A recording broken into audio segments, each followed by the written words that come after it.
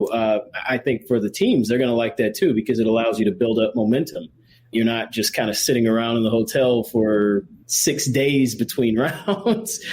You're able to kind of stay fresh and stay with it. And it is almost like playing in the regular season when you might have 2 days off, boom, a game. Have a day off, boom, a game, maybe 4 days off, and then there's your next game. So I think just from a logistics, health, and safety standpoint, I think it totally works. And then when they get to the home of the Colts, Lucas Oil Stadium, they're going to have 2 different courts there. Right. So they just, I'm sure, alternate the games once the Elite Eight and the Final Four hit. Right. Oh, so very exciting. I know we're here down to the wire. We don't want to keep you for too much longer. I know you have, places to be, things to do, and don't want to keep you from your bedtime either. We're in a different time zone. Yeah, that's the only place I have to be, and I'm in no hurry right now. All right. So do you mind if we keep you for a few more minutes? Yeah, you're good. Yep. All right. Awesome. I want to go ahead and go on to some NFL. We've had some happenings and actions happening, with that. I don't even know where to start with so much that's happening with NFL. It's all quarterback driven. It is. So let me go ahead and just start with the biggest news. Carson Wentz to the Colts. Want to get your thoughts on that. 3rd round draft that the Colts are getting in there for this 2021, conditional 2022 2nd round, and there's some other things that have to be met in there that can possibly then put him up to a 1st round. But just the overall trade, and there's been said that if he doesn't make it here, then it's pretty much over. So talk to me. What's your thoughts on this trade? I'm for it. I think it works for both teams. And I think it's an example of, although some of the power structure in Philadelphia has changed, I still think it speaks to the fact that from Frank Reich, when Frank Reich, the head coach of the Colts, when he was in Philadelphia, I think some of it's that, he still has enough relationships and enough ties with the Eagles that they felt comfortable making a move with his team. They knew that they had to I don't like to say get rid of, but they knew that they had to move on from Carson Wentz.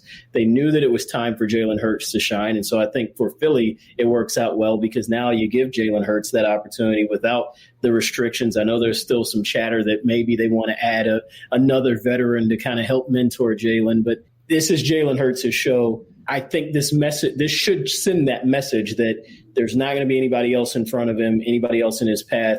Just let him go out and do his thing. He played very well at times for the Eagles this past year. He had a couple of hiccups. He's still a young player, but I think we're going to see him get that opportunity to mature. For the Colts, I think it's a great move because now you're getting a guy in Wentz. Yes, he was a little bit older, but when he was at his best, Frank Reich was his position coach, was his offensive coordinator, a former quarterback himself. And so now he's reuniting with him. I think that he really thrived under Reich's system. Of course, that was the same system that took the Eagles to the Super Bowl. Granted, Wentz got hurt late going into that Super Bowl, but he played so well that season before he got hurt. And so I think for Indianapolis, this is a good thing. It can be a good thing. This is a team that it's kind of a weird spot for the Colts because, of course, they just signed Phillip Rivers last year, basically for this 1 year. And now they're going out and getting another veteran quarterback. But eventually they're going to have to solve that quarterback room and get somebody for a long term. They haven't had they had a long-term quarterback a couple of years ago and then he retired in Andrew Luck. But it's been a few years. And at this point, because of his early departure, they have kind of been behind the 8 ball in terms of, okay, maybe they weren't ready to commit to a young quarterback the last couple of years. But, depending on how this goes with Wentz, they're going to have to make that commitment at some point. But again, I think at least for this year, I think it's going to work out.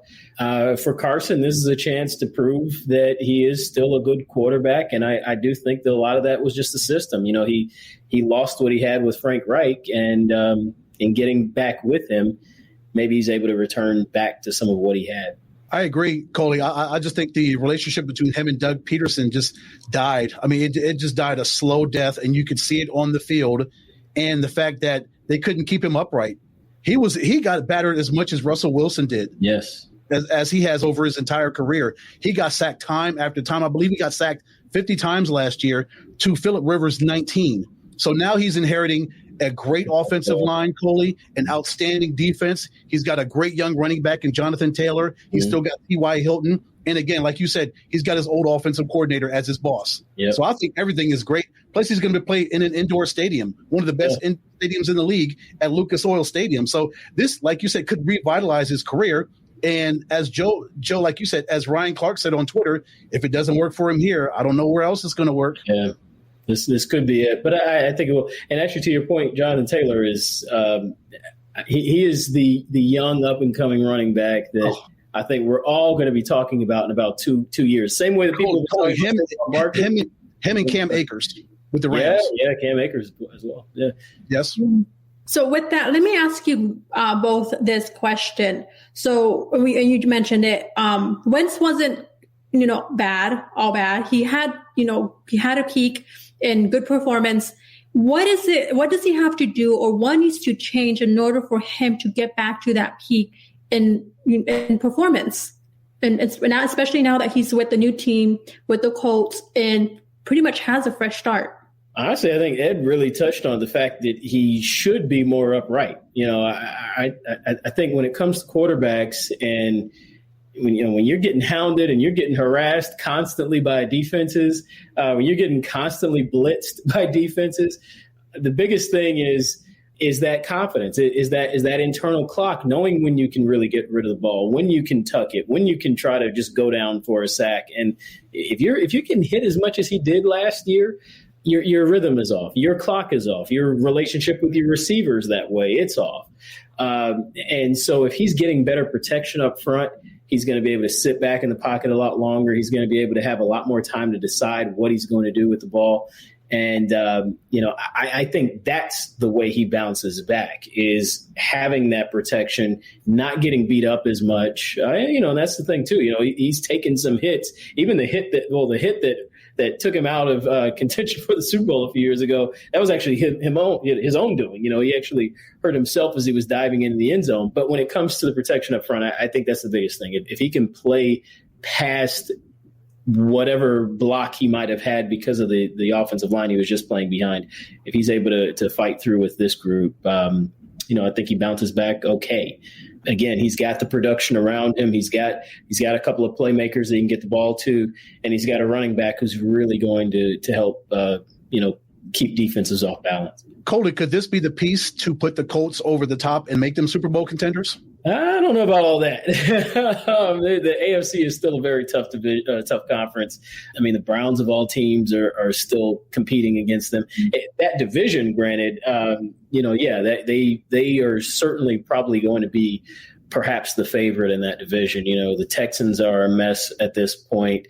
The Titans are obviously still in the mix, and especially when they still have a running back as good as Derrick Henry, they're going to be in the mix. But that's kind of their competition. When it comes to the rest of the conference, you still got to go through Kansas City. You got to go through, as I said, Cleveland all of a sudden now. I can't say they're going to be Super Bowl winners, but I think that it's certainly a team that's going to be back in it was in the playoffs this year, but back in the playoffs for longer runs. We might start seeing them in the AFC Championship here in the next year or two. What move would you like to see during the offseason? What's under on your radar? Is there anything that maybe pops out? Hey, I would love to see this, or, why isn't anybody doing, this with this player or this team going, doing this?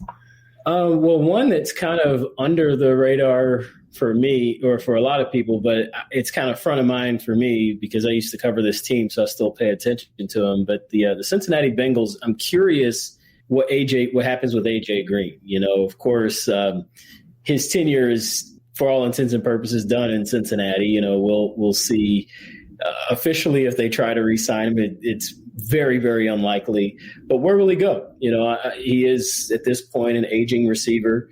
He's been banged up a lot in his career, but he's been productive when he was healthy and when he was at his best.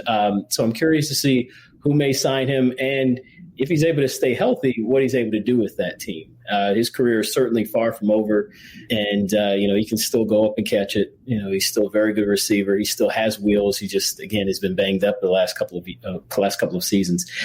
So that's kind of one move that I guess I'm kind of paying attention to. Allen Robinson here in Chicago, he's pretty adamant about what the Bears have not been doing in terms of trying to talk to him to make sure that he is staying under contract or that they re-sign him, that they bring him back.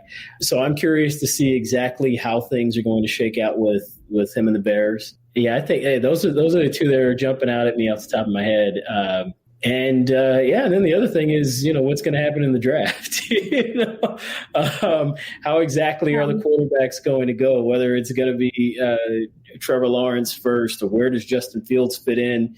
Of course, that championship game could hurt him. I don't think it should, but it could. But then also now you have Urban Meyer in the mix with Jacksonville being, having such a high draft pick. Is that where Justin Fields ends up? Does that kind of change people's draft projections? We'll see.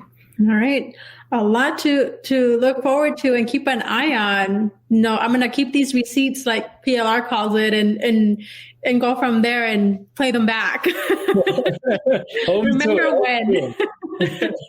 Well, thank you so much. I'm going to go ahead and, let you go here. I know we can keep talking some more football and talking more sports and baseball with spring training and everything happening. But, I just want to thank you always to coming on and talking sports. And of course, we'll have you on again soon as March Madness kicks off here soon and some more baseball is underway.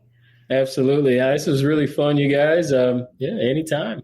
And Coley, as you well know, the White Sox are out here in Glendale. You can get on a plane and come out here and cover the White Sox games. True that. Love to have you, brother. True that. Trust me, when we got on talking about weather, I thought about that.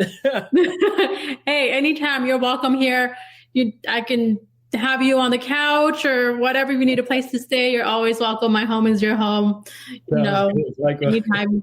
So before I let you go, you have a lot of things happening. You have your own podcast that you're recently launched not too long ago too. So tell our listeners how they can get a hold of your work, listen to you, get a hold of you, find you. Yeah.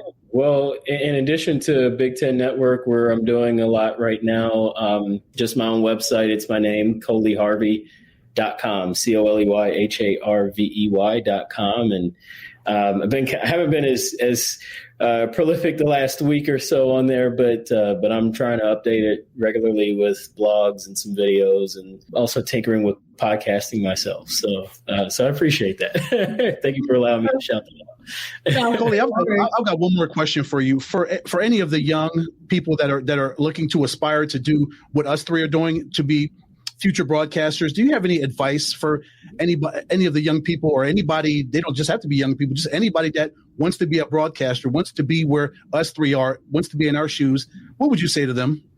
Main thing is read. I would encourage you to read a lot. I encourage you to write as much as you can.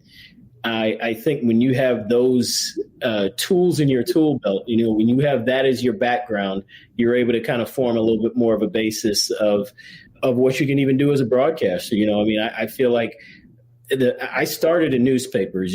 Before I got into broadcast, I wrote for 2 different newspapers for several years, and then I also wrote on the digital side for ESPN before I kind of moved into a broadcast role with them, and then, of course, into my role now at Fox and Big Ten.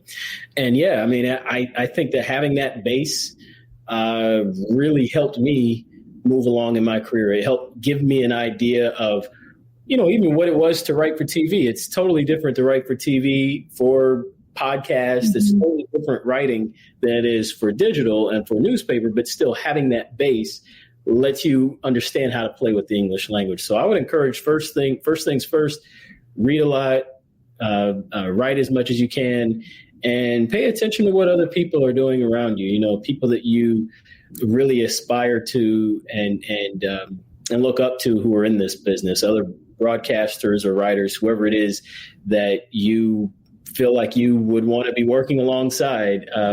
Pay attention to what it is that they do, and obviously don't copy them, but certainly emulate the things that you consider strengths that they have. great advice here. Thank you for sharing that. Yeah, no problem. Thank you guys. Good question. Thank you guys for asking. Thank you guys for having me too. Yes, sir. Awesome. Thank you. Have a good night. Stay warm, please. Do not freeze out.